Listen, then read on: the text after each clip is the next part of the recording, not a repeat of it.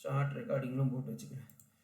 So இந்த 9வது மந்திரம் பார்த்தீங்கன்னா முண்டக உபனிஷத் 3வது அத்தியாயம் முதல் செக்ஷன்ல 9வது ஸ்லோகம். ஏஷோனுராத்மா சேதசா வேதிதவ்யஹ யஸ்மின் பிராணக பஞ்சதா சம்விசேஷ பிராணைஷ்ச சித்தம் சர்வமூதம் பிரஜானாம் யஸ்மின் விஷுத்தே விபவத் ஏஷ ஆத்மா. இந்த ஆத்மாவானது எப்படி இருக்கின்றது, எங்கே பிரகாசிக்க முடியும் என்பதை காட்டுகிறது. ஏஷ இந்த அணு, அணுனா என்ன, நுண்ணியமானது, அணுவிற்கும் அணுவாக உள்ளது. தமிழ்ல சொல்ற அதே அணுதான் சம்ஸ்கிருதத்திலையும் அணு. அணுனா ரொம்ப நுண்ணிய. ஆத்மாவானது, ஆத்மாவுக்கு ஆத்மாவை தான் எடுத்துக்கணும், ஜீவாத்மாவானது இல்ல பரமாத்மா, வந்து ரெண்டுத்துலயும் கூட எடுத்துக்கோங்க. சேதசா, சேதசா என்றால் இந்த இடத்துல சேதசா அப்படின்னா மனத்தினால் அப்படின்னு புரிஞ்சுக்கணும். அது பாஷ்யக்காரர் வரும்போது நான் சொல்றேன். சேதசா வேதிதவ்யஹ, மனத்தினால் மட்டுமே அறிய முடியும். ஏன்? யஸ்மின் பிராணக, எங்கே, பிராணனும், பிராணனும் மற்ற பஞ்சதா சம்விசேஷ.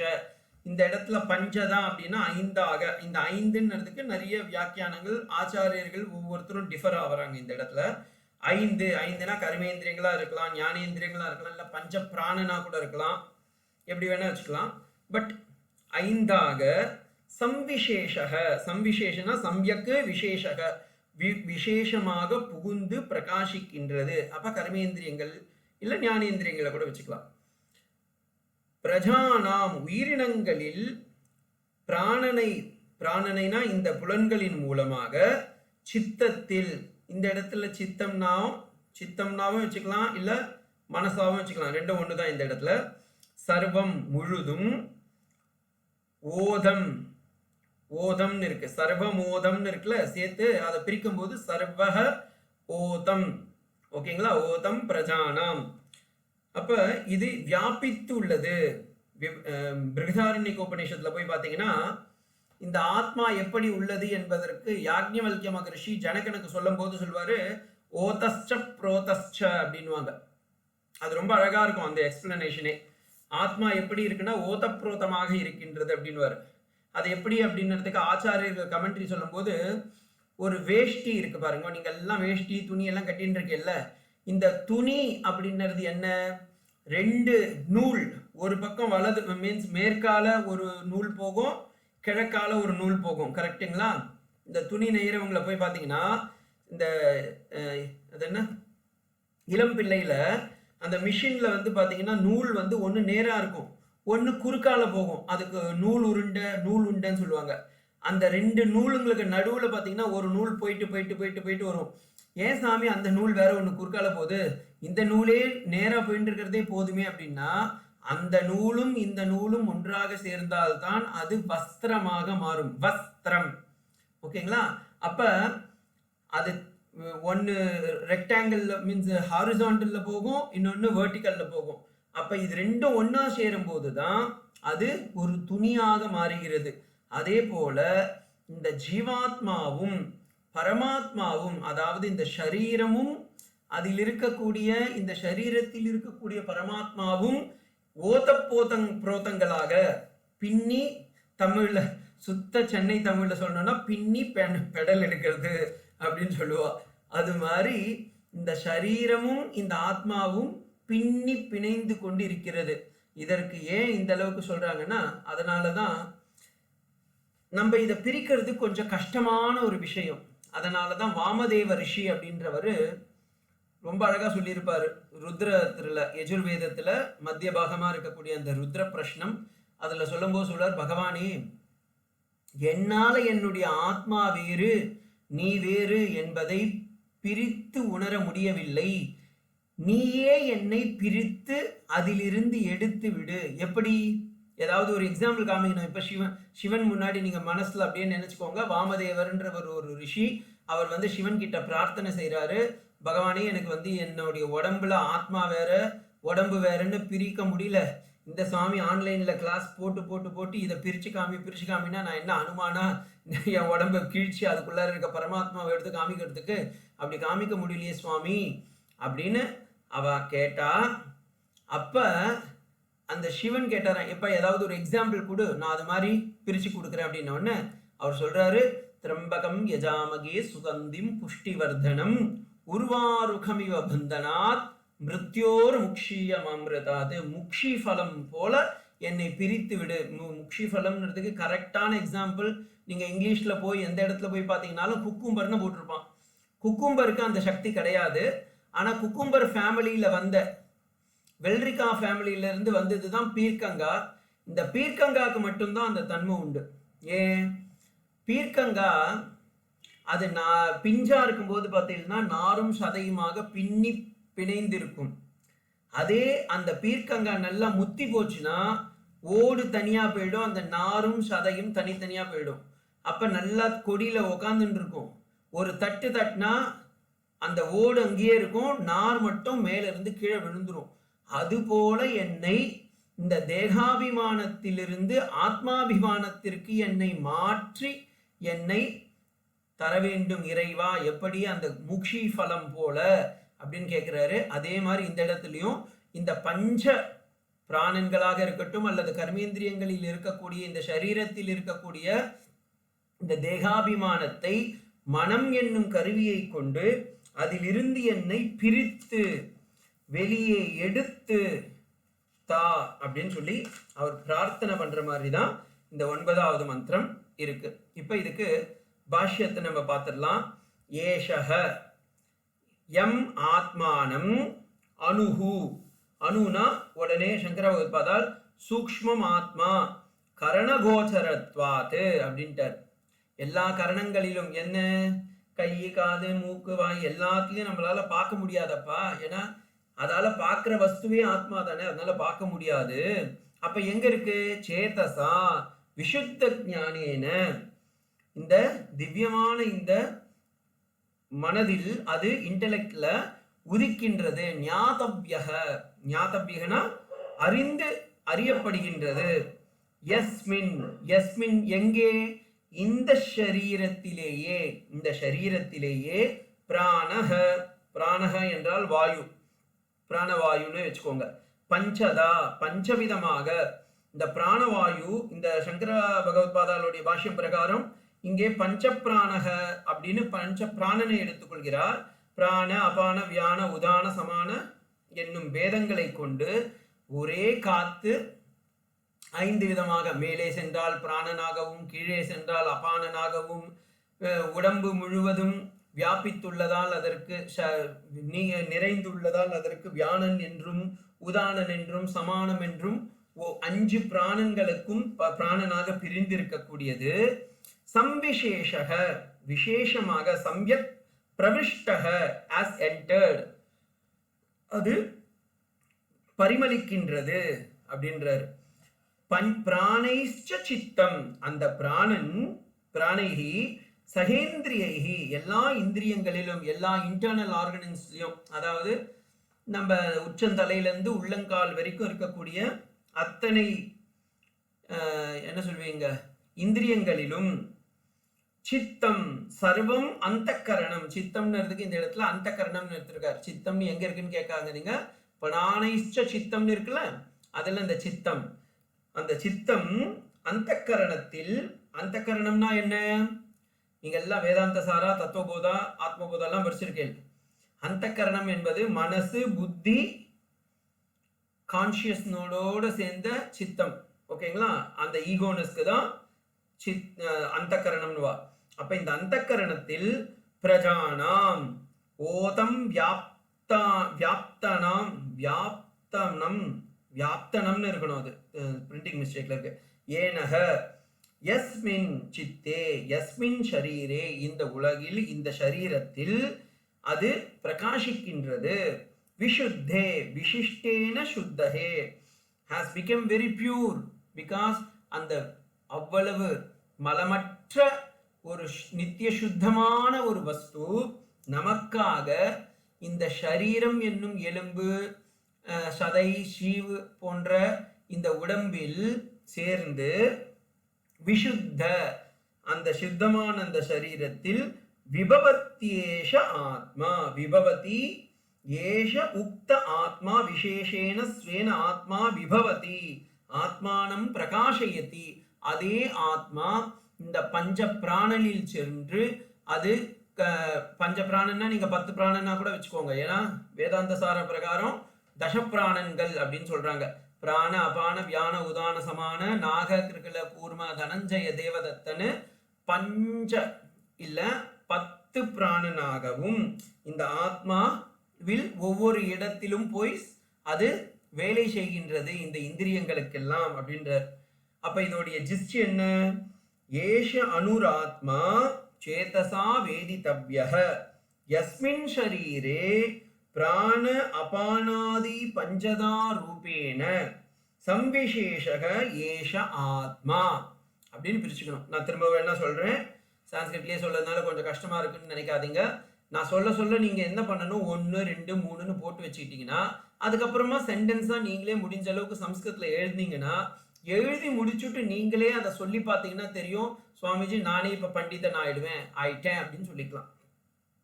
ஏஷ அனுராத்மா, ஏஷ 1 அணு 2 ஆத்மா 3. ஓகேங்களா? ஏஷ அனுராத்மா சேதசா வேதிதவ்யக. அப்ப இது வரைக்கும் ஒரே சென்டென்ஸ் அப்படியே தான் இருக்கு. அது என்ன இருக்கு? யஸ்மின் பிராணக, யஸ்மின் பஞ்சப்தா பிராண அபான வியான உதான. இதெல்லாம் நான் சொல்றது இங்க பஞ்சதான்னு போட்டிருக்கேன். அந்த பஞ்சதாவுக்கு நான் கொஞ்சம் விளக்கம் சொல்றதுக்காக இந்த உடம்பில் இந்த சரீரத்தில் பஞ்ச பிராணன்களாக பிராண அபான வியான உதான சமான என்னும் 5 பிராணன்களாக சம்விசேஷக சம்யக்கு விசேஷேன பிராணைச்ச சித்தம் சர்வமேதம் பிரஜானாம் அஸ்மின் ஷரீரே இந்த பஞ்ச பிராணன்களும் உள்ளே சேர்ந்து பரிமளிக்கின்றது. அப்ப இந்த பரிமளிக்கக்கூடிய இந்த ஆத்மாவை எப்படி காண்பது என்றால் யஸ்மின் விசுத்தே விபவத் ஏஷ ஆத்மா. ஏஷ ஆத்மா யஸ்மின் அஸ்மின் ஷரீரே. இங்க யஸ்மின் இருக்கு, நம்ம என்ன சொல்லும் போது அஸ்மின் ஷரீரே இந்த என்னுடைய உடம்பில். அப்படி சொன்னாதான் என்னுடைய உடம்புன்னு சொன்னீங்கன்னா தான் ஆத்ம சாட்சா்காரம் வரும். சுவாமி என்னுடையதுன்னு சொல்லும் போது அகங்காரம் தானே வரும். அப்படின்னா நீங்க என்னுடையதுன்னு என்று நீங்கள் யாரை சொல்கின்றீர்களோ அதுவே உங்களுடையது இல்லை. அப்ப அது உங்களது இல்லைன்னும் போது அது யாராயிடுத்து? பகவான் ஆயிட்டான். ஓகேங்களா? ஐ திங்க் ஹோப் உங்களுக்கு புரியும் நினைக்கிறேன். எந்த ஸ்தூல சரீரம் பிராணன் 5 விதமான சென்றுள்ளதோ அந்த ஸ்தூல சரீரத்தில் உள்ள மனத்தினால் சூக்ஷ்மமான ஆத்மா அறியப்பட வேண்டும். இந்த ஆத்மா 5 பிராணங்கள் மூலமாக நம் அந்தக்கரணத்தில் தூய்மையாகும் பொழுது நமக்கு இது வெளிப்படுகிறது. அப்ப நாம் ஆத்மாவை அறிய வேண்டுமெனில் இந்த 5 பிராணன்களும் செய்யக்கூடிய வேலைகளை நாம் தூய்மை செய்ய வேண்டும் என்பதுதான் இதன் உள்கருத்து. நல்லா புரிஞ்சுக்கோங்க. இந்த பஞ்ச பிராணன் சொன்னல, பிராண அபான வியான உதான சமான, இந்த 5 பிராணங்கள் எப்படி ஆகாரம் மூலமா சாப்பிடுறோம். அப்ப பிராணன் அபானன் வியானன், அப்ப நம்ம சாப்பிடுற பொருள். அதனாலதான் சாந்தோக்கிய உபனிஷத்துல ஆகார சுத்தே சத்வ சுத்தௌ அப்படின்றாங்க. இந்த இடத்துலயும் யஸ்மின் விசுத்தகன்னு இருக்கு. விசுத்த சத்துவத்தை கொண்டு நாம் ஆத்மாவை உணர முடியும். அப்ப ஆத்மாவை உணர வேண்டும் எனில் நம் அந்தக்கரணம் பியூரிஃபை ஆயிருக்கணும். அந்தக்கரணம் சுத்தமாக வேண்டுமெனில் நாம் வெளிப்புறத்தில் இருக்கக்கூடியது. அதனால் இவ்வளவு தொலைவு நான் கஷ்டப்பட்டு மூச்சு முட்டி ஸ்லோகத்தை சொல்லி பாஷ்யத்தை சொல்லி எக்ஸ்பிளனேஷன் கொடுத்து இவ்வளவு சொல்றேன். பாருங்கோ, தமிழ் மக்களுக்கு உள்ளங்கை நெல்லிக்கனி போல் இருப்பது ஒரு செய்யுள். 1.5 அடியில அழகா திருவள்ளுவர் சொல்லிட்டு போயிட்டார். என்னன்னு? புறந்தூய்மை நீரால் அமையும் அகந்தூய்மை வாய்மையால் காணப்படும். பட்டுன்னு முடிச்சிட்டார். புறந்தூய்மை வெளிப்புறத்தில் இருக்கக்கூடிய தூய்மையான உடம்பை கொண்டு அகந்தூய்மையை நாம் உருவாக்கி கொள்ள முடியும். புறந்தூய்மையும் அகந்தூய்மையும் எவனுக்கு கிட்டுகின்றதோ அவனுக்கு எது கிட்டும்? ஆத்ம சாட்சா்காரம் கிட்டும். சோ புறந்தூய்மை is equals plus அகந்தூய்மை is equals to ஆத்ம முக்தி ஆர் ஜீவன் முக்தி அப்படின்னு இந்த அவர் சொல்றார். அதையே இந்த இடத்துல இவ்வளோ தொலைவு நான் தலையை சுத்தி வாயை தொட்ட மாதிரி இந்த அணுவாக இருக்கக்கூடிய இந்த ஆத்மா சித்தத்தில் பரிமளிக்கின்றது. அந்த சித்தம் மனத்தில் இருக்கின்றது. அந்த மனத்தில் இருக்கக்கூடிய அந்த ஆத்மாவை நீங்கள் உணர வேண்டும் என்றால் விஷுத்த சத்துவம் வேண்டும். விஷுத்த சத்துவம் வேண்டுமெனில் என்ன வேண்டும்? பஞ்ச பிராணன்களையும் நீ தூய்மை செய்ய வேண்டும். பஞ்ச பிராணன்கள் எங்கே உள்ளது? அது நம் சித்தத்தில் உள்ளது. அப்ப பஞ்ச பிராணன் என்னென்ன ஃபங்க்ஷன் பண்ணுதோ அதெல்லாம் நாம் தூய்மை செய்ய வேண்டும். ஸோ பிராணன் மேலே எழுகின்றது, அபானன் கீழே செல்கின்றது, வியானன் எங்கும் நிறைந்துள்ளது. இவர்களையெல்லாம் நாம் சரி செய்து விட்டால் நம் சித்தம் தூய்மையாகும். சித்தத்தின் போக்கில் சிவலிங்கத்தை காட்டி சத்தத்தின் உள்ளே சதாசிவனை காட்டி அப்படின்னு திருமூலர் சொல்றார். அப்ப நம்ம திருமூலரும் திருவள்ளுவரும் இருந்தாவே போதும், நமக்கு எல்லா உபனிஷத்துக்களுடைய ஞானமும் கிடைத்து விடும். அதனாலதான் தமிழ் மக்கள் அத்தனை கொடுத்து வைத்தவர்கள். ஆனா இன்னைக்கு என்ன ஆயிடுத்துன்னா, தமிழ்நாட்டுக்கு இந்த தமிழ் நாங்க படிக்கிறோம் சாமின்னு சொல்லி யார் யாரோடைய வரலாறையோ படிக்கிறோமா கண்டி எதை படிக்க வேண்டுமோ அதை படிக்காம போயிடுறோம். திருவள்ளுவர், திருக்குறள், திருமூலர், திருமந்திரம் போன்றவற்றை படித்தால் நமக்கு தமிழ் வளரும். எவனோ ஒருத்தனுடைய லைஃப் அவனை படிச்சோன்னா நமக்கு என்ன ஆகும்? ஒன்றுத்துக்கும் உருப்படாம போகும். ஏன்னா அவன் தமிழை வளர்க்க வரல, அவன் தமிழை சாவடிக்க வந்தவன். ஸோ எனிவே இது ஒரு பக்கம். அடுத்த ஸ்லோகத்துக்கு போயிடலாம். அடுத்த ஸ்லோகம் ரொம்ப ரொம்ப இம்பார்ட்டன்ட். இந்த ஸ்லோகத்தை நீங்க எப்படின்னா பைஹார்ட் கூட பண்ணி வச்சுக்கோங்க. ஏன்னா இந்த ஸ்லோகத்தை கொண்டு தான் 8வது சாப்டரே உருவாச்சு. 8வது சாப்டர்லையும் இதே மாதிரியான ஒரு ஸ்லோகம் வரும், கொஞ்சம் டிஃப்ரெண்டாகவும் இருக்கும். என்ன ஸ்லோகம்னு தான் பார்த்துடலாம். இந்த 8வது ஸ்லோகம், இது 10வது ஸ்லோகம் எதுக்குன்னா, நம் ஆத்மாவை உணர்ந்து அந்தக்கரணத்தை நிலைநிறுத்தி புத்தி மனத்தை எல்லாம் சுத்தம் செய்துவிட்டால் அவனுக்கு என்ன நடக்கும் என்பதை கூற வந்ததுதான் இந்த 10வது ஸ்லோகம். ரொம்ப ரொம்ப ரொம்ப ரொம்ப இம்பார்ட்டன்ட் ஸ்லோகம். இந்த ஸ்லோகத்துக்கு ராமானுஜர் ஒரு படி மேலே கமெண்ட்ரி செஞ்சிருக்காரு. சங்கர பகவத் பாதல் வேற மாதிரி கமெண்ட்ரி பண்ணிட்டாரு. இவர் மத்வாச்சாரியார் வேற மாதிரி ஒரு கமெண்ட்ரி பண்ணிட்டாரு. அதை நான் ஃபுல்லா எடுத்தேன்னா உங்களுக்கு ஒரு நாள் இல்லை 10 கிளாஸ் கூட போகும். ஏன்னா அவ்வளோ டீட்டெயிலாக இருக்கு. இந்த ஸ்லோகம் ரொம்ப இம்பார்ட்டன்ட். இதை வச்சுதான் பாகவதம், பகவத்கீதா, வேதம், புராணம், அது மட்டும் இல்லாம பிரம்மசூத்திரத்துல ஒரு அத்தியாயமே இருக்கு. இந்த ஸ்லோகம் அவ்வளவு இம்பார்ட்டன்ட் ஸ்லோகம். அதனால ஸ்லோகத்தை மட்டும் கொஞ்சம் பைஹார்ட் பண்ணி வச்சுக்கோங்க. ரொம்ப சிம்பிளான ஸ்லோகம். யம் யம் லோகம் மனசா விபாதி விஷுத்த சத்வஸ் காமயதே யாம்ஸ்ச காமான் தம் தம் லோகம் ஜயதே தாம்ஸ்ச காமான் தஸ்மாத் ஆத்மஜ்ஞம் ஹி அர்ச்சிதோ அர்ச்சயேத் பூதி காமஹ. திரும்ப சொல்றேன், பிரிச்சு சொல்றேன். யம் யம் லோகம் மனசா சம்பிபாதி விஷுத்த சத்வஹ காமயதே யாம்ஸ்ச காமான் தம் தம் லோகம் ஜயதே தாம்ஸ்ச காமான் தஸ்மாத் ஆத்மஜ்ஞம் ஹி அர்ச்சயேத் பூதி காமஹ. இந்த ஸ்லோகம் ரொம்ப சிம்பிள். நான் உங்களுக்கு ஜிஸ்டா சொல்லிட்டு அதுக்கப்புறமா பாஷ்யத்துக்கு போறேன். யார் ஒருவர் இதை நினைத்து கொண்டு இறக்கின்றார்களோ அவர்களெல்லாம் அந்தந்த லோகத்திற்கு செல்கின்றார்கள். இதுதான் இந்த ஸ்லோகத்துடைய சொல்லும். எம் எம் வாபி ஸ்மரந்தேவாம் தஜந்தந்தே கலேவரம் தம் தமேவைதி கௌந்தேய சதா தத்பாவ பாவிதாக. இது பகவத்கீதையில இருக்கு. எங்க இருக்குன்றத நீங்க தான் சொல்லணும். It's a homework for you. ஏன்னா இந்த சாப்டர் இதோட முடியுது.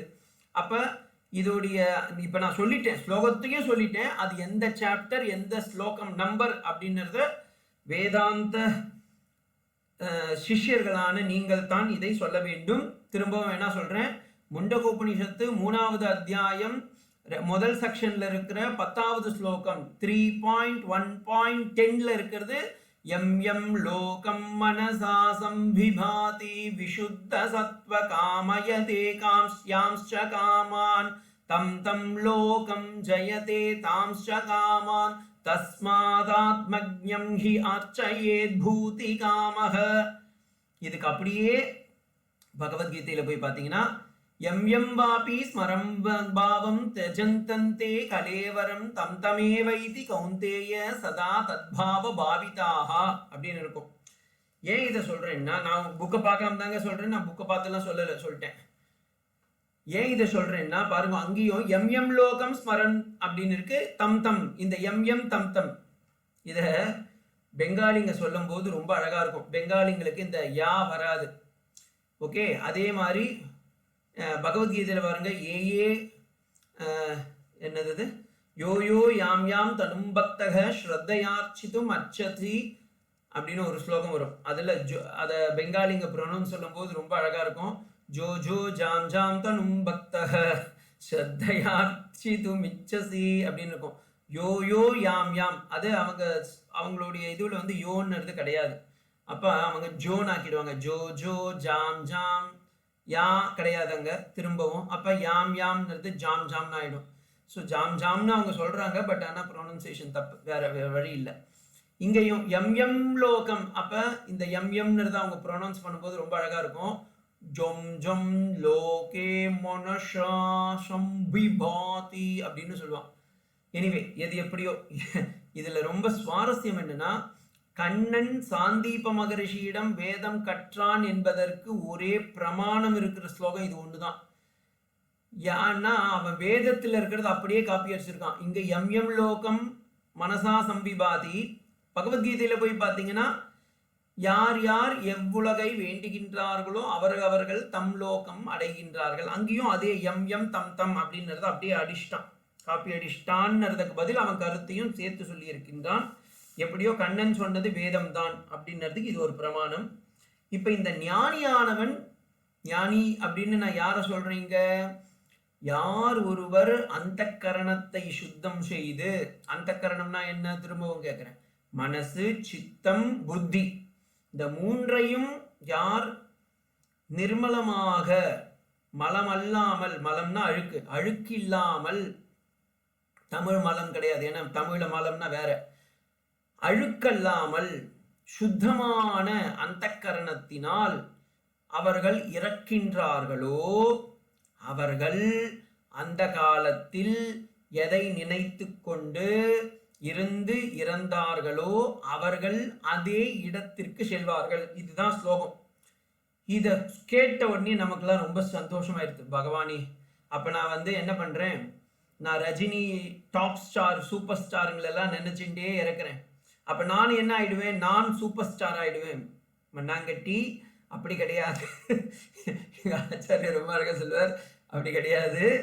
அதெல்லாம் நினைச்சுட்டு இறந்தா ஒன்றும் வராது. இது ஏன்னா தேவம் பூத்வா தேவம் விரஜேத் அப்படின்ற ஒரு ஸ்லோகம் இருக்கு. பிரம்மசூத்திரத்திலையும் இதுக்கு வந்து ஒரு பெரிய ஒரு அத்தியாயமே இருக்கு. யார் எதை நினைத்து கொண்டிருக்கின்றார்களோ அந்த ஸ்மரணம், அந்த கால ஸ்மரணம் அப்படின்வாங்க.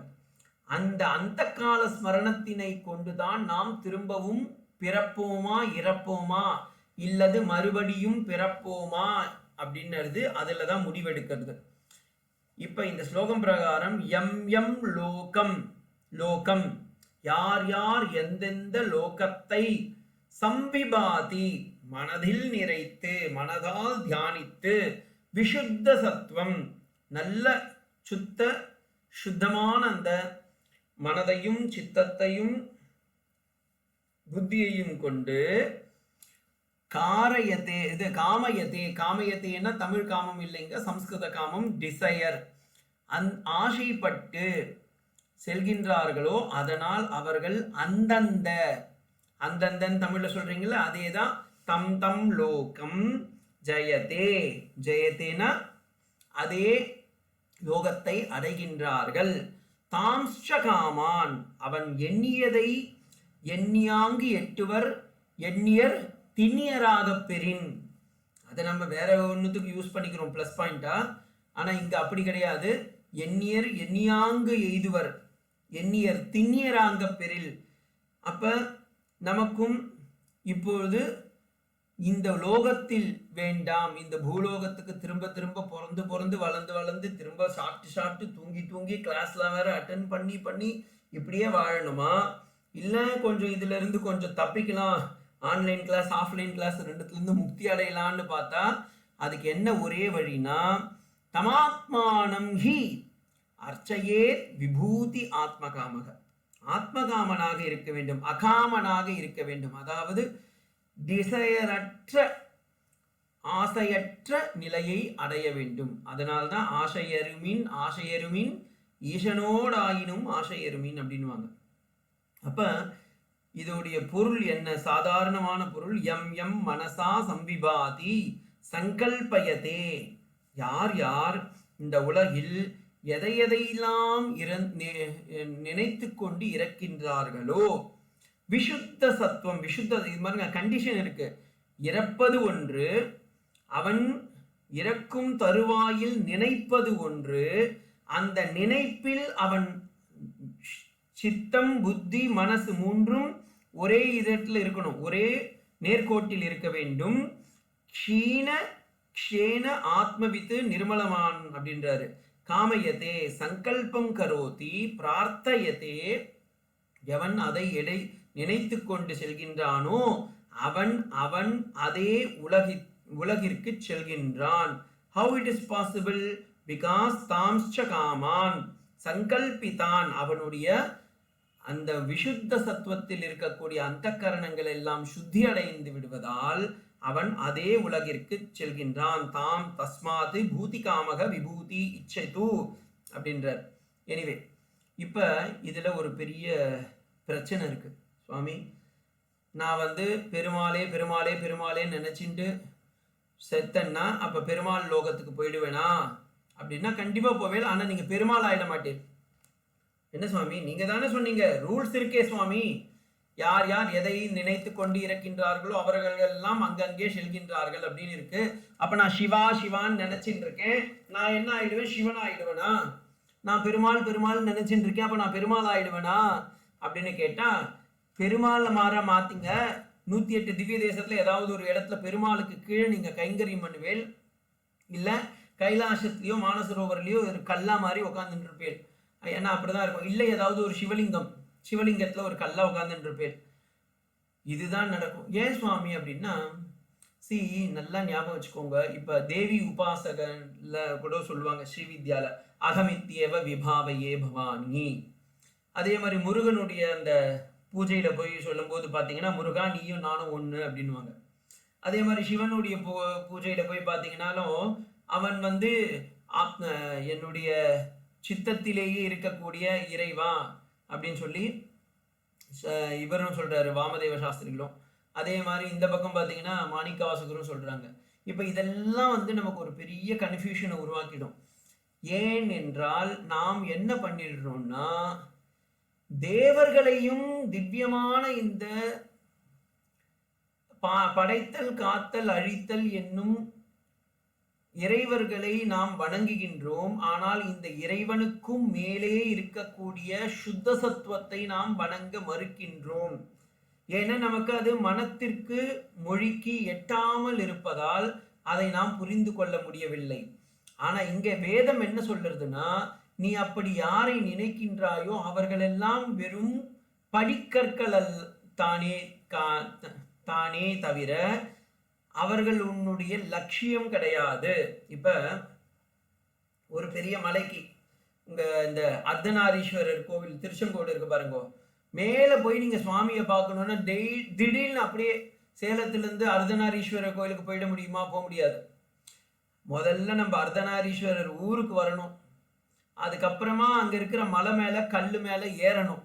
அது படிக்கட்டா உட்காந்துட்டு இருக்கும். அந்த படிக்கட்டெல்லாம் மேல ஏறி அதுக்கு மேல போய் பார்த்தேன்னா பகவான் அங்க என்னவா காட்சி கொடுக்குறாரு? ஆணும் அல்ல பெண்ணும் அல்ல அப்படின்னு இரண்டற்ற உருவமாக ஒரு இதுவா காட்சி கொடுக்கிறார். அதே போல இந்த சனாதன தர்மத்தில் நம் சங்கர பகவத் பாதால் உருவாக்கிய இந்த அத்வைத மதத்தில் இறைவனை நீங்கள் இறைவன் என்னும் ஈஸ்வரனை நீங்கள் உருவமாக வணங்குவதால், நான் தப்பா சொல்லல, அது எல்லாம் ஒரு படிக்கற்கள் மட்டுமே. இங்க இருந்து நீங்க எப்படி அர்த்தநாரீஸ்வரரை பார்க்கறதுக்கு போகும்போது நிறைய படிக்கற்கள்லாம் கடந்து போறீங்களோ அதே போல இந்த இறைவன் என்பது ஒரு படிக்கற்கள். அந்த படிக்கற்களை எல்லாம் நாம் தடைக்கற்களாக இருக்கக்கூடியதை எல்லாம் மாற்றிக்கொண்டு நாம் இறைவனை அடைந்த பிறகு, இறைவன்னா இந்த இடத்துல இறைவன் நீங்க அர்த்தநாரீஸ்வரர் போய் பார்த்தீங்கன்னா அவர் யாரு? சுவாமி அவர் ஆணும் அல்ல பெண்ணும் அல்ல. இப்ப அந்த நீங்க நல்லா நினைச்சு பாருங்க, சிவன் கோயிலுக்கு போனீங்கன்னா சிவனை வந்து ஓம் சிவாய நமக சம்ஸ்கிருதத்துல சொல்லும்போது ஆய என்னும் 4வது வேற்றுமை உருவாக்கி அதுக்குள்ளார செலுத்தி அதை நம்ம சொல்றோம் ஆய.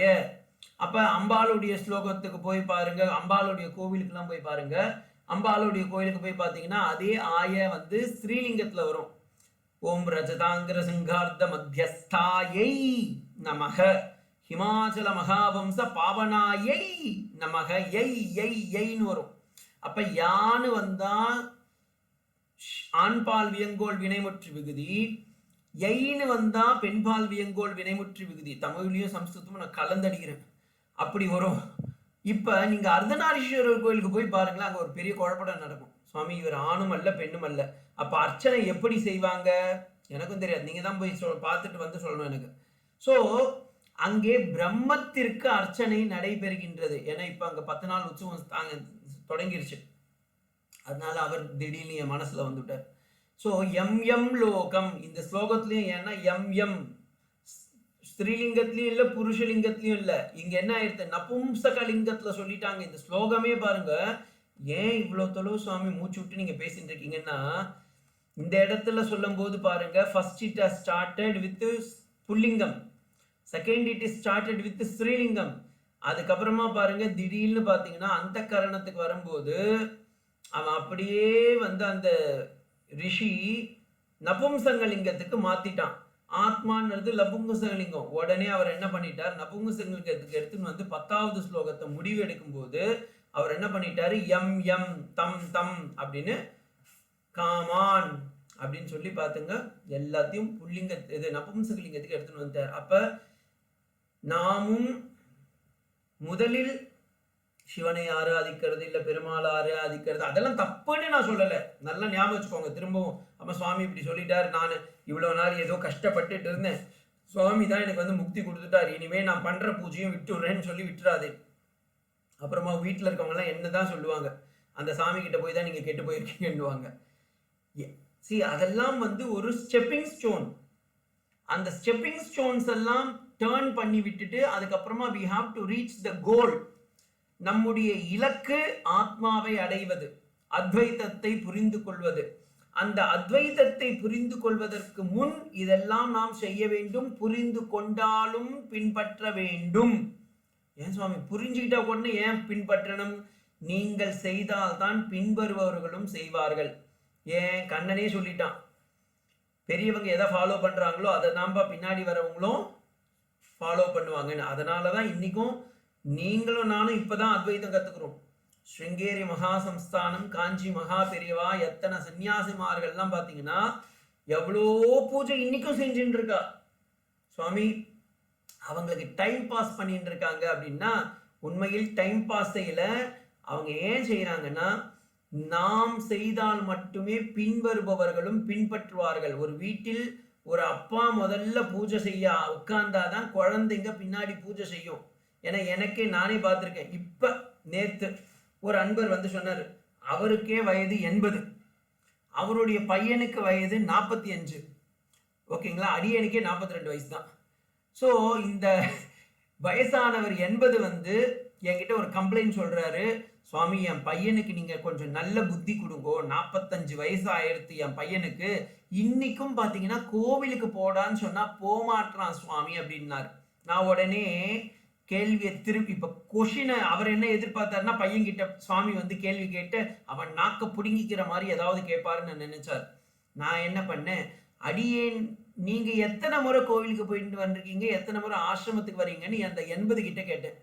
80 சொன்னார், எங்க சாமி காலெல்லாம் வலிக்கிறது, நானும் சின்ன வயசுல இருந்து புக்கு படிக்கிறது, அதுக்கப்புறமா வேலைக்கு போனேன், வேலைக்கு அப்புறமா ரிட்டையர்மெண்ட்டுக்கு அப்புறமா கை காலெல்லாம் வலிக்கிறது சுவாமி, வீட்டை விட்டு வெளியே போக முடியல, எப்ப ஆட்டோக்காரன் ரோட்டுக்கு போனாலும் ஆரன்லாம் அடிக்கிறான், எங்க எமன் வருவான்னு எனக்கு பயமா இருக்கு, அதனால வீட்டை விட்டே வெளியே போறது இல்லை அப்படின்னா. அப்ப நான் சொன்னேன், நீங்க இப்படி இருந்தா உங்க புள்ளையும் அப்படித்தானே இருக்கும், ஏன் நீங்க அவனை மட்டும் மாத்துறீங்க? அதே மாதிரிதான் இந்த உலகத்துல நம்ம எல்லாருமே பாத்தீங்கன்னா நம்ம எப்படி வேணா போய்க்கலாம், ஆனா நமக்கு பின்னாடி வரவா எப்படின்னா மாறிடணும்னு நினைக்கிறா. அப்படி இல்லாம எல்லோரும் முதல்ல அவரே செஞ்சாருன்னா சந்தியாவந்தனமும் காயத்ரியும் பின்னாடி குழந்தைங்க எல்லாம் பார்த்து இல்ல எங்க அப்பா செஞ்சார் அப்ப நானும் செய்யணும் அப்படின்னு செய்வான்ல. அதே போலதான் நாம் இப்பொழுது போட போவது வித்து. இந்த வித்து முளைவிட்டு பின்பு விருட்சமாக மாறுவது உங்களுடைய மனத்தில் தான் உள்ளது. இந்த ஸ்லோகம் படிக்கிறதுனால என்ன பிரயோஜனம் சுவாமி அப்படின்னா, இந்த ஸ்லோகத்தை தெரிந்து கொள்வதனால் நமக்கு மட்டுமல்ல நம் பின்வரும் சங்கதிகளுக்கும் இதற்கு பலன் உண்டு. எப்படி சுவாமி உண்டுனா, அதை ஃபாலோ பண்ணும்போது அப்ப நம்ம எதையும் விட்டுடணுமானா விடக்கூடாது, விடாமல் பிடித்து கொள்ள வேண்டும், டபுள் டியூட்டி பண்ணணும். உலகத்தாரை பொறுத்த வரைக்கும் நாம் நம்மளுடைய அந்த நித்திய அனுஷ்டானம், யாகம், யஜ்ஞம், பூஜை, சந்தியாவந்தனம் போன்ற கிரியைகளை எல்லாம் செய்ய வேண்டும். ஆனால் அதற்கு நடுவில் நாம் இந்த அத்வைதத்தையும் மனத்தில் நிலைநிறுத்த வேண்டும். இதுக்கு இவ்வளவு தொலைவு சொல்றேன்ல. எக்ஸாம்பிள் பாத்தீங்கன்னா காஞ்சி மகா பெரிவா, ஸ்ருங்கேரி மகா பெரிவா, நம்ம ராமகிருஷ்ண மடத்துல இருக்க சுவாமிகள் எல்லாம் போய் பாத்தீங்கன்னா எல்லாம் பாத்தீங்கன்னா அதே தான் பண்ணிட்டு இருக்காங்க. ஏன்னா எல்லா துறவர்களும் இதே தான் செய்வார்கள். வெளி உலகத்திற்கு பக்திமானா ஞானியான்னு தெரியாது, ஆனா உள்ளார பாத்தீங்கன்னா அவங்க பாட்டு ஞானத்தை போஷிச்சுட்டு உள்ளார அவங்க வெளியே பக்கம் பகீர் முகத்துல சைவனாகவும் சாக்தனாகவும் வைஷ்ணவனாகவும் இருந்து கொண்டிருக்கின்றார்கள். ஏன் அப்படின்னா மனசா சம்பிபாதி, அந்த விசுத்த சத்துவம் வர வேண்டும் மனத்தில். மனசுல அந்த சத்துவம் வந்தா மட்டும்தான் நமக்கு வரும். அப்ப இதை நாம் பிராக்டிஸ் செஞ்சாதான், பிராக்டிஸ் மேக்ஸ் த மேன் பர்ஃபெக்ட்ன்றாங்கல்ல. இது வாழும் கலைக்கு. ஆனால் நாம் உலகை விட்டு துறந்து போகும்போதும் எப்படி போக வேண்டும் என்றால் நன்றாக நாம் பிராக்டிஸ் பண்ணியிருக்கணும். இப்ப ஒரு மந்திரமே, நம்ம மந்திரம் நமக்கு தூக்கத்துல வரணும்னா நம்ம டே முழுக்க அதை சொல்லியிருக்கணும். ஒரு டே முழுக்க சொல்லியிருந்தா தூக்கத்துல வரும். அப்ப நாம் இறக்கும் தருவாயில் நாம் இந்த மந்திரத்தை எல்லாம் சொல்லி இருந்தால் மட்டுமே தான் நம்ம இறக்கும் போது இது வரும். அப்ப இறக்கும் போது இது வந்தால் மட்டுமே நமக்கு அந்த ஆத்ம சாட்சா்காரம் என்பது புரிக்கும். இல்லைன்னா என்ன ஆச்சு, நம்ம திரும்பவும் பிறந்து வளர்ந்து வரணும். இதுதான் ஜடபரதருடைய உபாக்கியானத்துல வந்தது. அவர் மானு மானு மானு நினைச்சதுனால அவர் என்னாச்சு, மானா பிறந்தாட்டாரு. திரும்பவும் அப்ப மான்ல இருந்து மனுஷனா வரணும்ன்றதுக்காக மனுஷனா திரும்பவும் அங்கிருந்து வாயே திறக்காம வாய்க்குள்ளார ஒரு சால கிராமத்தை முழுங்கிட்டார். வாயில வச்சுட்டு வாயே திறக்க மாட்டேன்னு உட்கார்ந்துட்டு இருந்தார். அங்கேயும் பாத்தீங்கன்னா ரகுகுணன்ற ஒரு ராஜா அவர்கிட்ட ஆத்ம சாட்சா்காரத்தை கேட்ட போது 24 தத்துவங்களை அவர் எடுத்து அள்ளி கொடுத்தார். அது வேற விஷயம். கபில மகரிஷியும் அப்படிதான் இருக்காரு. பிறந்து அவர் பாட்டு வாயை முடின்னு அமைதியா உட்கார்ந்துட்டு இருக்காரு. ஆனா தேவஹூதி சும்மா இல்லாம வாயை கிளறும் போதுதான் சரின்னு ஆத்ம சாட்சா்காரத்தை கொடுத்து சாங்கியோபதேசத்தை கொடுக்கின்றார். எல்லா ரிஷிமார்களும் இந்த வாழ்க்கையை தான் வாழ்கின்றார்கள். ரிஷிகளுக்கே அந்த நிலைமை என்றால் நீங்களும் நானும் எத்தனை பிறப்பு எடுக்க வேண்டும்? காரணம் என்ன? விசுத்த சத்துவம் நம்மிடம் கம்மியா இருக்கு. அப்ப அந்த விசுத்த சத்துவத்தை நாம் வளர்த்து கொள்ள வேண்டும் என்றால் மனமும் சித்தமும் அகங்காரமும் ஒரே நிலை ஒருநிலைப்படுத்த வேண்டும். அதற்காகத்தான் இந்த ஸ்லோகம் வந்துள்ளது. இந்த ஸ்லோகத்துடைய பாஷ்யத்தை பார்க்கலாம். எம் எம் மனசா சம்பிபாதி சங்கல்பயதி அப்படின்னு இருக்கு. விசுத்த சத்வம் க்ஷீணேன க்ஷீண கிளேஷ ஆத்மவித்து நிர்மலாந்தக. எவன் ஒருவன் பியூர் மைண்டை, சுத்தமான அந்த மனதை பெறுகின்றானோ, கிளேஷங்களே அற்ற அந்த மனதை பெறுகின்றானோ, காமயதே அவன் எதை நினைத்து கொண்டு பிரார்த்தயத்தேன்னு போட்டுட்டாரு. அதனாலதான் சுவாமி தேசிகன் தன்னுடைய ஞாச தசகத்துல போய் பார்த்தேன்னா நான் பிரார்த்தனை பகவானே பண்றேன் அப்படின்றார். அகம் மத்ரக்ஷண வரோ மத்ரக்ஷண வரம் பலம் பலம் ததா நமம ஸ்ரீபதேரேத்வேத் ஆத்மானம் நிக்ஷிவேத் புதக. நான் உன்னை பிரார்த்திக்கின்றேன். அதே போல தயாசதகத்திலையும் போய் பார்த்தீங்கன்னா சுவாமி தேசிகன் ரொம்ப பணிவா கேட்கிறார், பகவானே உங்ககிட்ட பிரார்த்தனை பண்றேன், வந்து என்னை காப்பாத்துன்றான். சங்கர பகவத்பாதால் போய் பாருங்க, கதிஸ்துவம் கதிஸ்துவம், சுவாமி நீதான் எனக்கு கதி கதின்றார். அவரே அத்வைதம், ஆனா அவர் பிரார்த்தனை செய்கிறார். எம்பெருமான ராமானுஜர் சொல்லவே வேண்டாம், கத்தியத்திரயம் 3 போட்டுட்டார். சரணாகதி கத்தியம், ஸ்ரீரங்க கத்தியம், வைகுண்ட கத்தியம்னு 3 கத்தியத்திரயத்திலையும் பிரார்த்தனை செய்கிறார். அப்ப நாமும் இறைவன் என்னும் அந்த சுத்த சத்துவத்தை உடைய அந்த பரமாத்மாவிடம் பிரார்த்தனை செய்ய வேண்டும். அததான் இந்த இடத்துல பகவத்பாதால் காமிக்கிறாரு. விசுத்த சத்வேன காமயத்தே, காமயத்தேன்னு பிரார்த்தனை, யாம்ச காமான் பிரார்த்தயத்தே. அப்படி நாம் இறக்கும் தருவாயில் இறைவனிடத்தில் பிரார்த்தனை செய்தால் தம் தம் லோகம் ஜெயதே பிராப்னோதி, அவனவன் அந்தந்த லோகத்திற்கு செல்கின்றான். அப்படி செய்யும் போது எப்படி சுவாமி இது வரும் அப்படின்னா, தாம்ச காமான் சங்கல்பித்தான், எவனொருவன் எதை நினைத்து கொண்டு இறக்கின்றானோ அவர்கள் அந்தந்த உலகத்திற்கு அப்பொருள்களையே அவர்கள் அடைகின்றார்கள். தஸ்மாத் பூதி காமக விபூதிம் இச்சது, ஏனெனில் அவர்கள் அதை அடைய திட்டமிட்டு தன் வாழ்க்கையை அதிலேயே செலுத்தி இருக்கின்றார்கள். ஆத்மஜம் அர்ச்சையேத்து பூஜையேத்து, யார் இப்படி தம் ஆத்மாவிலேயே, ரொம்ப அழகா இந்த இடத்துல பாத்தீங்கன்னா ஹீ அப்படின்ற ஒரு வார்த்தை கொடுத்துருக்கா பாருங்க. இதை பிரிச்சிங்கன்னா ஹீ பிளஸ் ஆன் வரும், அதுதான் சேர்த்து கியா அப்படின்றாங்க சம்ஸ்கிருத்ல. இதுல இந்த ஹீ அப்படின்றது நிச்சயாத்மிகம், கண்டிப்பாக கண்டிப்பாக. அப்ப வேதமே சொல்லுறது கண்டிப்பா அவன் அதே உலகை அடைகின்றான் அப்படின்னு இந்த இடத்துல பாஷ்யத்துல சொல்றாரு. அப்ப இதோட என்ன, தூய்மையும் நுண்மையும் பெற்ற மனத்தினால் ஒருவன் எந்தெந்த உலகங்களை நினைக்கின்றானோ அவரவர்கள் அந்தந்த உலகிற்கு விருப்பம் போல செல்வார்கள். இது ஆத்ம ஞானியை போற்றுவதற்கான ஒரு மந்திரம். அப்ப ஆத்ம ஞானி எந்த லோகத்துக்கு போவான்? பூலோகத்துக்கு போவானா, பூரலோகத்துக்கு போவானா, சுவர்லோகத்துக்கு போவானா, மகலோகத்துக்கு போவானா, தபலோகத்துக்கு போவானா, அல்லது சத்தியலோகத்துக்கு போவானா? அவன் எந்த லோகத்திற்கும் போக மாட்டான். எந்த லோகத்திற்கு போவான்?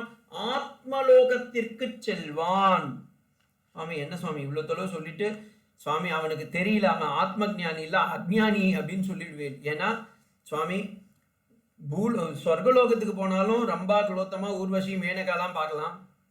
இல்ல இந்த பக்கம் நம்ம போய் அசுரர்கள்லாம் போய் பார்த்தீங்கன்னா ஒத்த கண்ணு, இரத்த நகம், 4 காலு 8 விரலோடு இருக்கக்கூடிய அசுரர்களை போய் பார்க்கலாமே.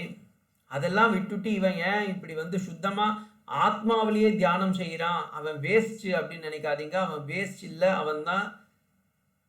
Because he consider the world is least. அவனுக்கு இந்த உலகம் ஒரு துச்சம். தன்னுடைய ஆத்மாவிலேயே அவன் வசப்பட்டு விடுவதால், அவன் இந்த ஆத்மாவை தவிர வேறொன்றே வேண்டாம் என்று இருப்பதால் அவனுக்கு இதெல்லாம் ஒரு துச்சமாக பொருள் அப்படின்னு நினைக்கிறதுனால அதெல்லாம் விட்டுடுறான். அதனாலதான் ஆப்த காமக ஆத்மஜ்ஞக அப்படின்றார். ஆத்மஜ்ஞகன என்ன? ஆத்மாவை உணர்ந்தவன். அப்ப ஆத்ம ஞானி எப்படி இருப்பான் என்றால், தூய்மையான மனத்துடையவன் எந்த லோகத்தை மனத்தால் ஆசைப்படுகின்றானோ, எந்தெந்த பொருள்களில் ஆசைப்படுகின்றான், எந்த பொருளையும் ஆசைப்பட மாட்டான், அது வேற விஷயம். ஆத்மாவை தவிர வேற ஒரு அந்நிய பொருள்களும் பதார்த்தங்களும் இல்லை என்று இருப்பவன் அவன். அந்தந்த லோகத்தையும், அந்தந்த லோகம்னா எல்லா லோகமோட்லையும் ஒரே இருக்கு. இப்ப 14 லோகம் சொல்றோம், 14 லோகத்திலையும் இருக்கக்கூடிய ஒரே ஒரு வஸ்து என்ன தெரியுமா? ஆத்மா. 14 லோகத்திலையும் இருக்கக்கூடிய ஒரே வஸ்து ஆத்மா தான். அப்ப அந்த ஆத்மாவையே அடைகின்றான் என்பதுதான் இந்த ஆத்ம ஞானியுடைய மகிமை என்பதை இந்த ஸ்லோகம் 3வது சாப்டர் 1st செக்ஷன் இதோடு முடிவுக்கு வருகின்றது. அப்ப நம்ம இது வரைக்கும் என்ன பார்த்தோம் அப்படின்றது நான் ஒரு ஜஸ்ட் 5 மினிட்ஸ்ல உங்களுக்கு சொல்றேன். ஸோ இந்த முண்டகோபனிஷத்துன்றது 3 அத்தியாயங்களை உடையது. ஒவ்வொரு அத்தியாயத்திலும் 2 செக்ஷன். ஓகேங்களா? அப்போ முதல் செக்ஷன் எப்படி வந்துச்சுன்னதையும் சொல்லிடலாம். முதல் செக்ஷன் அதர்வண வேதத்திற்குரியது. அங்கிரஸ் குரு, சௌனகர் சிஷ்யன். அவரிடமிருந்து ஒன்றை கற்றுக்கொண்டால் அனைத்தையும் எப்படி கற்றுக்கொள்ள முடியும், அதை நீங்கள் எனக்கு சொல்லித்தாருங்கள் என்று சொல்ல, அதற்கு குருவான அங்கிரசு இந்த உலகில் 2 விதமான வித்தியை உள்ளது, பராவித்யா அபராவித்யா என்று. அதில் பராவித்தியை தெளிவாக சொல்லி பிறகு அபராவித்தியை சொல்லி பிறகு பராவித்தியைக்கு திரும்பவும் சென்று அதில் பராவித்யை என்றால் என்ன என்பதை இன்னும் அழகா சொல்றாரு அவர். ஓகே, அதுக்கப்புறமா 2வது அத்தியாயத்தில் இந்த பரபிரம்மனை பற்றி மட்டுமே, பரவித்யை என்றால் என்ன, அந்த பரமாத்மா என்றால் என்ன என்பதையும், இந்த உலகம் எப்படி தோன்றியது என்ற உலகத்தின் சிருஷ்டியையும், ஜீவாத்மாவின் சிருஷ்டியையும், பிறகு பரமாத்மாவின் சிருஷ்டி எப்படி மகத்தானது என்பதையும் 2வது அத்தியாயத்தில் காட்டுகின்றார். 3வது அத்தியாயத்தில் நாம் ஏன் இப்படி அறியாமையில் இருக்கின்றோம் என்பதற்கும், இந்த அறியாமையை நாம் துறந்து விட்டுவிட்டால் எப்படி நமக்கு ஞானம் கிட்டும் என்பதையும், அந்த ஞானத்திற்கு என்ன சாதனம் என்பதை 5, 6 மந்திரத்திலும், 7, 8, 9 அந்த பரமாத்மா எவ்வளவு சாமீபமானது, எப்படியான தன்மை உடையது, அதை நாம் எப்படி நம் உடம்பிலிருந்தே நாம் அதை உணர முடியும் என்பதையும் சொல்லித் தருகின்றார். 10வது மந்திரம் நாம் இந்த உலகில் உள்ள இந்த ஆத்மாவை எப்படி அடைய முடியும், எம் லோகம் இப்பதான் பார்த்தோம் கொஞ்ச நேரத்துக்கு முன்னாடி என்பதை தெளிவா சொல்ற ஒரு மந்திரம் தான் 10வது மந்திரம். இப்ப அடுத்து 3வது சாப்டர் 2வது செக்ஷன்ல திரும்பவும் ஒவ்வொன்னா சொல்ல போறாரு. ஆத்மா, இந்த ஆத்மாவை எப்படி நீங்கள் அடைய முடியும், அதற்கு என்னென்னலாம் சாதனம், எப்படி நாம் what are the things to be practised to attain it அப்படின்ற இடத்துலையும், அதுக்கப்புறமா ஷிரோன் விரதம், சந்நியாசிகள் எல்லாம் எப்படி விரதங்கள் இருந்து இந்த ஆத்ம ஞானிகளாகவும் சந்நியாசிமார்களாகவும் ஜீவன் முக்தர்களாகவும் இருக்கக்கூடியவர்கள் இந்த ஆத்மாவை அடைந்ததால் வரக்கூடிய பலன்கள் என்ன என்பதை 2, 5, 6, 7, 8 மந்திரத்துல சொல்ல போறாங்க. இந்த இது சாப்டர் செக்ஷன்ல பாத்தீங்கன்னா 11 மந்திரம். 11 மந்திரத்திலையும் பாத்தீங்கன்னா ரொம்ப மகத்துவமான ஒரு பாஷ்யம் சங்கர பகவத்பாதால் கொடுத்திருக்காரு. ஏன்னா ஒவ்வொரு மந்திரமும் இந்த 3வது சாப்டர் 2வது செக்ஷன் முழுக்க பாத்தீங்கன்னா சந்நியாசிகள் அவர்கள் பிராக்டிஸ் செய்யக்கூடிய ஷிரோன் விரதம் என்னும் விரதம், அடுத்து ஜீவன் முக்தர்களுடைய லட்சணம், அடுத்து பிரம்மத்தை எப்படி நாம் எளிதில் புரிந்து கொள்ள முடியும் என்ற சாதனத்தையும் அவர்கள் இந்த 3வது அத்தியாயம் 2வது செக்ஷன்ல சொல்றாங்க. அதை இனி வரும் காலங்களில் நாம் பார்ப்போம். ஓகேங்களா? அப்ப இது வரைக்கும் நம்ம படிச்சது என்ன, முண்டகோபனிஷத், அதை மறந்துடாதீங்க. ஓம் பத்ரம் கர்ணே விஷ்ணுயாம தேவாஹ பத்ரம் பஷ்யேமாக்ஷபிர்யஜத்ராஹ ஸ்திரைரங்கைஸ்துஷ்டுவாகும் சஸ்தனோபிஹி யசேம தேவகிதம் யதாயுः ஸ்வஸ்தி ந இந்திரோ விருத்தஸ்ரவாः ஸ்வஸ்தி ந பூஷா விஸ்வவேதாः ஸ்வஸ்தி நஸ்தாக்ஷோ அரிஷ்டநேமிः ஸ்வஸ்தி நோ ப்ருகஸ்பதிர்ததாது. ஓம் சாந்தி சாந்தி சாந்தி. ஹரி ஓம்.